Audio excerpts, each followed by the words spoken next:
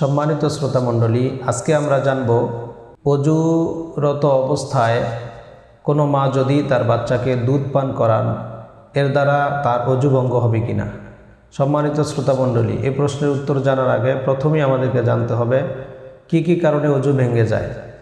Islamic আইন অনুযায়ী যে সকল কারণে অজু ভেঙে যায় তা হলো পসরা পায়খানার রাস্তা দিয়ে কোনো কিছু বের হওয়া, মুখ ভরিয়া বমি করা, শরীরের কোনো জায়গা হইতে রক্ত, পুজ বা পানি ইত্যাদি বের হয়ে নির্দিষ্ট স্থান থেকে গড়িয়ে পড়া, থুতু, মুখের মধ্যে যদি কোনো ক্ষত হয় অথবা দাঁতের গোড়া দিয়ে যদি রক্ত আসে এবং তার পরিমাণ থুতুর চাইতে বেশি হয়ে যায়, সমান হয়ে যায় বা বেশি হওয়া এ অবস্থায় অজু ভেঙে যাবে।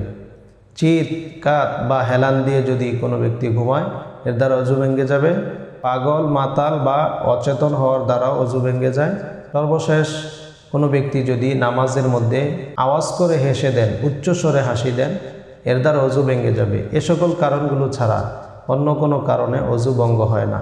অতএব কোনো মহিলা যদি অজুরত অবস্থায় নিজের সন্তানকে দুধ পান করান এতে করে তার অজু ভঙ্গ হবে না।